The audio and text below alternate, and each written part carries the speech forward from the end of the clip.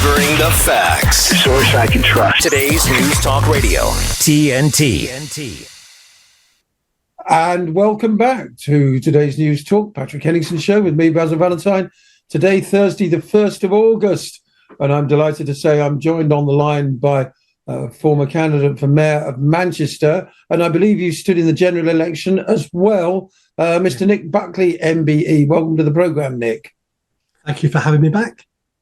Did you indeed stand earlier last month in the general election, and how did you do? I did. I stood in Oldham, East and Saddleworth, and I came absolutely nowhere. It was a learning curve for me. I never stood in a general election before. 6 weeks was not enough for an independent to launch any sort of campaign. I knew within 10 days, a fortnight, that I wasn't getting anywhere. Reform UK had taken off because Nigel Farage had come back, and all the discussions in Oldham East was all about reform, Nigel Farage. So it was humiliating a little bit, but like I say, you don't know unless you join the game. Well, absolutely. And I take my hat off to you for trying. I've never stood for Parliament myself. I wouldn't completely rule it out, but I've just discovered I qualified for a senior rail card today.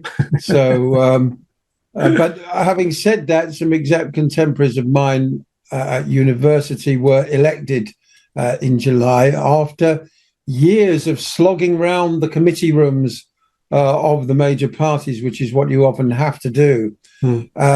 But going back to the election quickly, and we'll move on to the current unrest.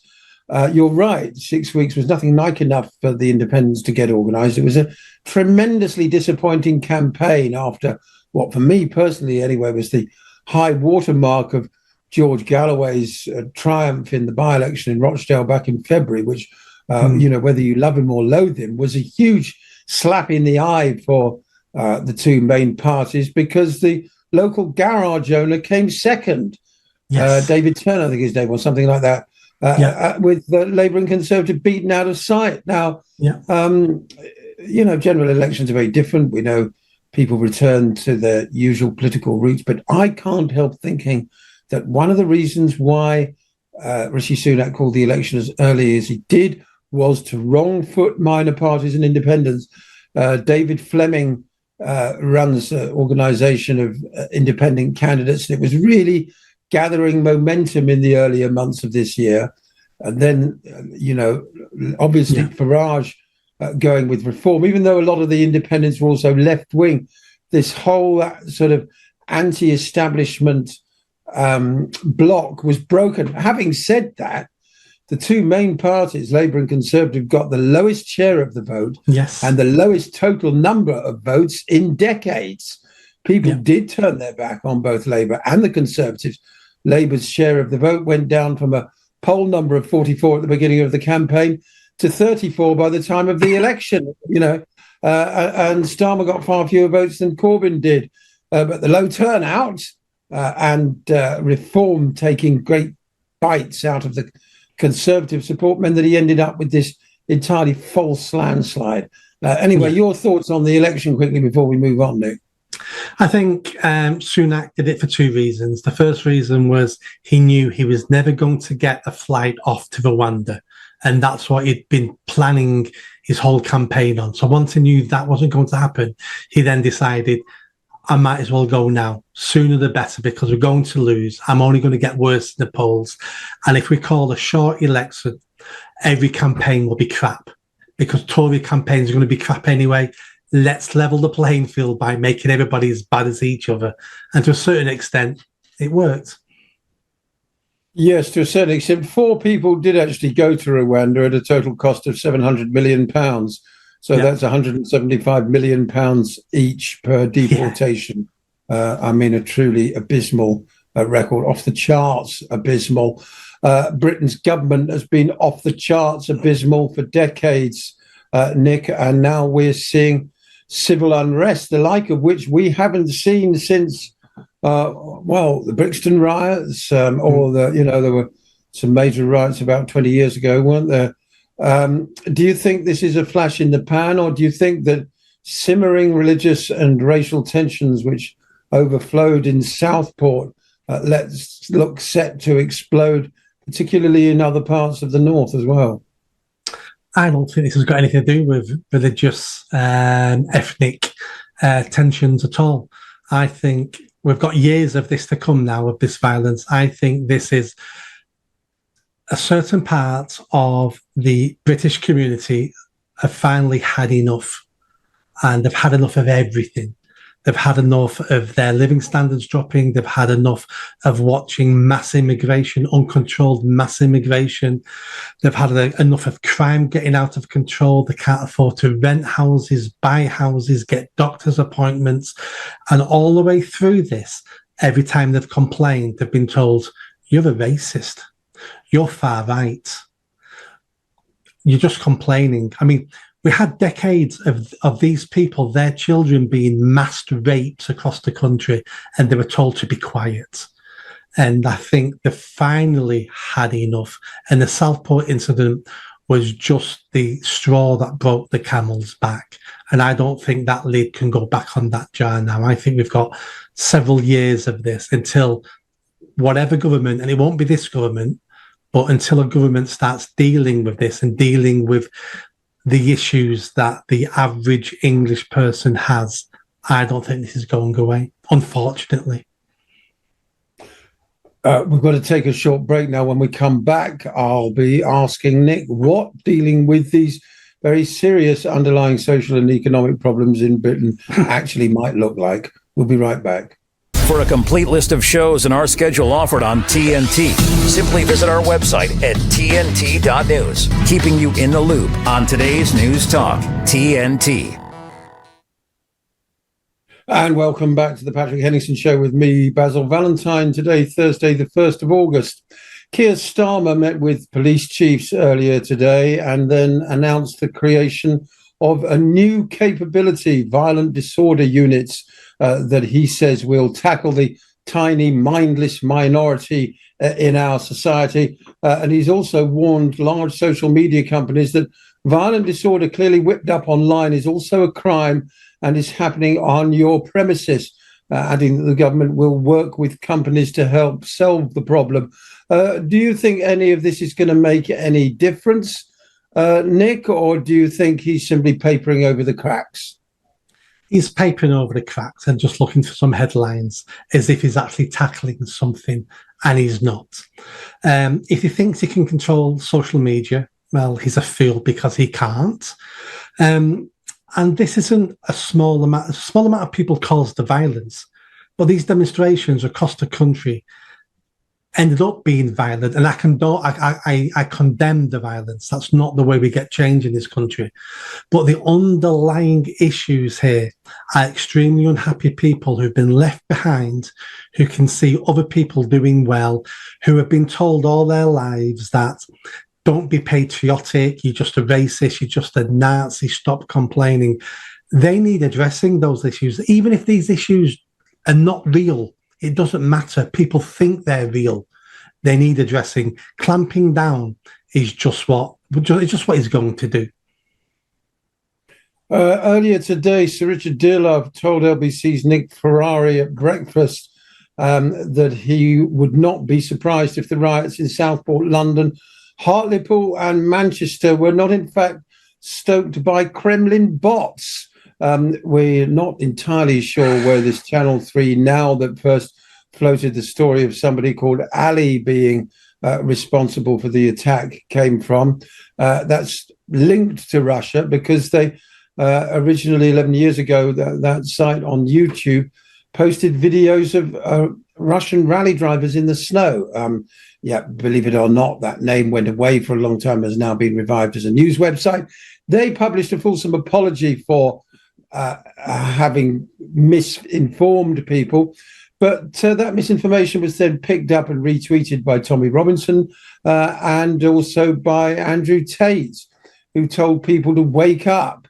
It's an absolute minefield, this, and particularly when it comes to blaming Kremlin bots. Well, I'm not buying that, to be honest. this whole Russian interference narrative. It's a very old playbook, isn't it, Nick? It is, and this is a way of the elite, the establishment, not having to address the real issues on the ground. So let's blame the Kremlin. Let's blame the far right. They want someone to blame they can point a finger to, because the alternative is actually addressing and looking at the real issues.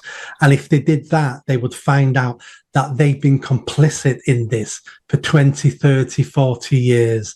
And this is just the reckoning coming down the line. People have been forecasting this for a long time. I have, because I knew the last couple of years, the next atrocity that happens on our soil will change the game. 7 years ago, we had the Manchester Arena bombing, 22 kids dead, and all we did was sing Don't Look Back in Anger. Well, I knew that was never going to happen again. I knew next time there would be violence, and we've done nothing about this. The government can control this. Change is coming, so the government can either control and manage the change, or they can fight the change. But change is coming. People have had enough on so many fronts, on so many levels. Well, personally, I think we need a sort of complete societal renaissance, but what Labour are offering is to build hundreds of thousands of new homes, probably most of them of poor quality, and they removed the requirement for beauty from any future town planning. They're also planning on giving public sector workers a big pay rise, about £9 billion going there. Do you think either of those two measures will help out? People are pointing to lack of affordable housing as one of the main drivers of, sort of unrest, unhappiness, and division. No, housing is, especially in the big cities. People can't afford to rent in Manchester, never mind buy a property. But building more and just doing that isn't the answer. We need to end mass migration. We've had 10 million people move to the country in 10, 15 years. That's why we have a housing problem. So building more houses will only attract more people to come here. It's the wrong answer. And then when you're looking on your what was your second point? Housing and a pay rise in the public sector. Basically, we know real wages have fallen consistently over the last 20 years, all these years of Tory austerity. Yep. It became a self-fulfilling prophecy. People don't want to be austere. They want to be abundant and prosperous. They do. And a lot of this, again, you can point the finger to mass migration, keeping poor wages, driving down wages, using resources. And you're right. I mean, that's why we've got something like between 7 and 10 million people on some sort of out-of-work benefits and disability benefits in this country, if not more. There's your workforce. But for many decades now, what all our governments have done, this isn't Labour, this is all of them, what they do is, you're the problem, so we're going to stick you on benefits, keep your mouth shut, and that's how we deal with that problem. And what they should be doing is, how can we create a better environment for British people to have a better life? How can we help you get a job? How can we get better paid jobs in this country? But because of our political cycle is only 4 years, no one's ever planning for the long term. It's always about the political cycle, and that's killing the country. I would also suggest, before we go and get your comment on this, do you think the fact that people simply don't socialise as much as they used to, pubs are closing, there aren't the community places that there used to be, this is partly because of the internet. People don't even go to the cinemas. Cineworld, big multiplex operators, closing about a third of its cinemas because they can't afford the rents and heating these places. We seem to have become an increasingly atomized dog-eat-dog society as well, Nick. I think that's a great point, something I've been talking about for many years. Not only are we breaking down into tribes, you're gay, you're a different tribe, you're Muslim, you're Christian, you're from Bangladesh, you're from Wales. We're breaking down into these tribes and these communities as if that's our identity. But our real identity is living on this island, being British, living under a monarchy. That's what should be holding us together. And then with the internet, you're right. Most people now live their lives online. They don't have real friends. They have internet friends. They take pictures of their dinner so they can post it to say, look what I'm having for dinner. And you're laughing, but we both know it's true. That's what they're doing. I know. And we're social creatures at the end of the day. That's why depression rates and mental health issues are soaring. 1 in every 5 women in the UK are on antidepressants. 20% of women, because their lives aren't worth living, because what we're doing to women in general in society. We've got men now who abandon their families, their children are being raised on benefits. All these problems are driving us apart and ruining us. Yeah, man, I think absentee fathers is one of the biggest social problems that we've got. I mean, it's becoming almost the norm rather than the exception these days, Nick. It is, because we financially reward people to make those decisions. We reward single mums for making bad choices, and we reward fathers when they walk away because we'll pick up the bill. When you incentivize poor behaviour, don't be surprised when you get more poor behaviour. And finally, before you go, Nick, there was unrest in Manchester. What's the atmosphere like where you are now? Hopefully things will have calmed down. Prison sentences are being threatened on the rioters in Southport. It's strange. It's very strange. I've not felt this before or heard people comment like this before. People are actually praising the rioters. People are actually praising, telling me personally via messages on social media. But I've just put a GoFundMe out to raise money to support injured police officers. Even though I think our police force in the UK is not fit for purpose, I still don't want to see frontline officers are injured anyway, because they're there to protect us. And the amount of pushback I've had on that, which is shameful, but people are frustrated. People are now perceiving the police as the enemy, the establishment as the enemy. And if we don't manage this situation, it's only going to get worse. Yes, of course, Brexit was the political outpouring of that frustration, wasn't it? And it seems that the metropolitan elites prefer to ignore that lesson rather than take it on board, particularly in the Labour Party, which has long since been divorced from its working class roots, Nick. That's all we've got time for right now, but we'll speak to you again on today's News Talk very soon, I'm sure. Thank you, Nick Buckley MBE. We don't rock, we talk. Today's News Talk, TNT Radio.